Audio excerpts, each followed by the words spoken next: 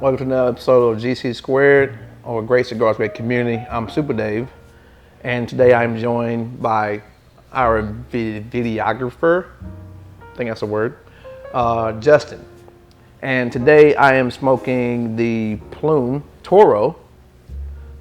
All right, and I'm smoking the Quarter Century Rocky Patel 25th Anniversary Edition. I'm really excited about this smoke particularly. It's going to be a lot of fun. It's a very limited edition smoke, and I was gifted this by a good friend that also stars on the show a lot of the time. So yeah, I'm really excited to smoke this one. All right, let's light these up. All right, coming to the end of my first third, and the spice that I was picking up early is not as rampant on the retrohale as it was in the beginning, but definitely a lot of toffee, kind of coffee flavor anyway. But as I forgot to allude to in the beginning, that this is a lost and found by Caldwell, the Plume Toro. And but yeah, smoking pretty good. Burn started out kind of wavy a little bit, touched it up. I'm gonna see how it goes. What do you got going over there? I got the Rocky Patel 25th Anniversary Edition flavor right off the bat, the red pepper and a little bit of lemon zest right at the very beginning. And then that lemon zest pretty much died out and went more towards a sesame kind of flavor altogether. So I got some really good flavors out of it so far, and I'm looking to see if there's any changes to it altogether. I'm excited that it is an anniversary edition, but what do you think about anniversary edition cigars? I like them. It depends on the blend for me. I look at that a lot when it comes to anniversary cigars. A lot of your anniversary cigars are not as good as some of their core line stuff. A lot of their core line stuff is a lot better than some of the anniversary stuff they put out. Usually on some anniversary cigars, I would want to see something with a lot more aged tobacco. But I haven't really researched a lot of Rocky Patel cigars, so. All right, well, this one said that it was aged for at least 2 years after they were rolled, and the leaves on the wrapper were aged for 10 years. So there's a good bit of age on this one particularly. And what wrapper was on that? This is the San Andreas wrapper. 10-year-old San Andreas wrapper. That should be pretty good. A lot should be getting a lot of spice on your retrohale and a lot of strong espresso flavor on your tongue. The San Andreas is just one of my favorite wrappers, and it's definitely, that should be a cigar that I should smoke. But Justin, Yeah. what is it that you do other than enjoy fine cigars and whatnot? What else do you do? Well, I like filming for the channel. I really enjoy photography and videography. It's one of my favorite things to do. I take all the pictures for the thumbnails, and I do all the video work for the channel for the most part. And other than that, you know, I'm a insurance agent. I have a lot of fun selling policies, and I'm a premium advisor, if you will. So I just, you know, teach people about what they need for their auto insurance policies, which sounds really boring. But at the end of the day, it's kind of like a toilet paper business. You know, you gotta have auto insurance whether you like it or not. It's a legal thing. That's true. That's and being in a toilet paper business in this economy and this time right now is pretty important, because you never know what could happen in the world, as you've seen in the last 5 or 6 months. And there's been a pretty good industry to be in these times, that's for sure. Well, we're gonna continue to keep smoking. I'm starting my second third, so we'll be back with the review on that one. A few moments later.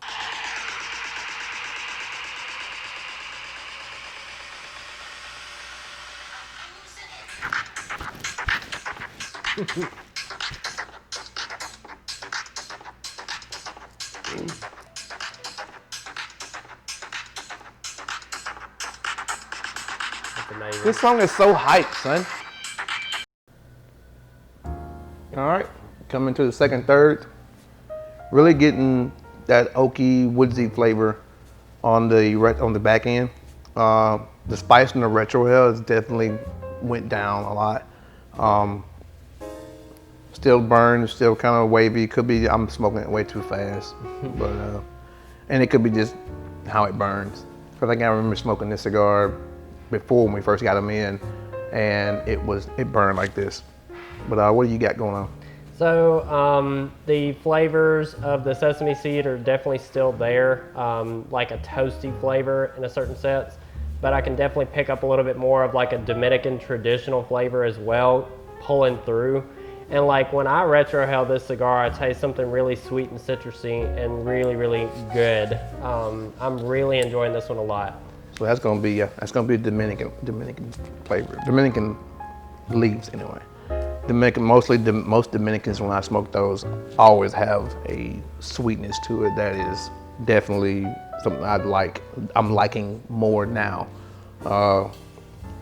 Other cigars I smoked, they were Dominican, like the LFDs and some Fuentes, have always been on that medium sweet flavor profile that I actually enjoy in the middle of the day or whatever, or as a nightcap. If I don't want to smoke anything heavy or smoke anything that's gonna be full flavored or full bodied in a way, a Dominican flavor of Dominican rolled cigar is always something I enjoy smoking. Oh yeah, and this is just a binder, so it's got Nicaraguan filler in it, and it's definitely got that spice too, which I like a spicy cigar regardless. I love a good spicy cigar. Hits really, really hard, and I like one that can put me on my butt sometimes, you know? Yeah.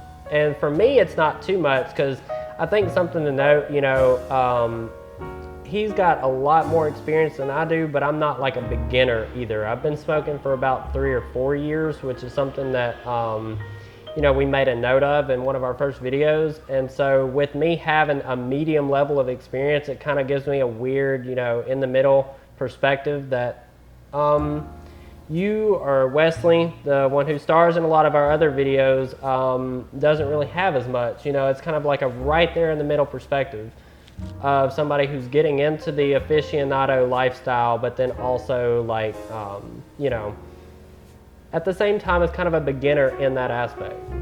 Well, I mean, you got those guys that has been smoking about that time that their palate is building, and that's what you want. You want something. You want to always smoke something that's going to build your palate. I would also recommend, you know, find maybe 3 cigars that you smoke a lot of that you really like. And like I said, like I constantly tell Wesley is, you know, find a cigar you like smoking and then smoke a few of them. Not a lot of them. I mean, you smoke a lot of them, but smoke a few of them. And also read the reviews, find out what the wrapper, binder, and filler and all that is. Find out if you see other cigars that have that similar wrapper on it, and you like that cigar, smoke that cigar. And if that cigar has a different binder and filler, then you start noticing the different nuances between the two of them. So that's always something that you can look into also. All right, into the last thirds. The spice has definitely left. The oakiness is still there. The woodsy is still there. The smoke output has increased a little bit. Definitely the burn is constantly, I'm constantly have to retouch it. It's not burning evenly, but what do you expect? I mean, it's lost and found. According to the store where these cigars are found, they don't really know what they're getting into, so they just put names on the send out, I think. I hear you.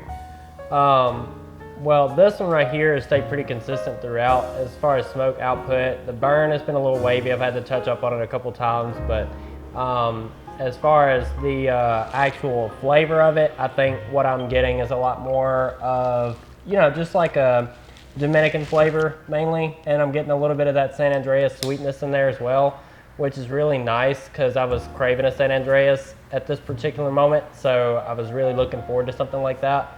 Like a nice cinnamon flavor on the retrohale, and just that little bit of espresso that comes from that, you know, overall flavor in that wrapper.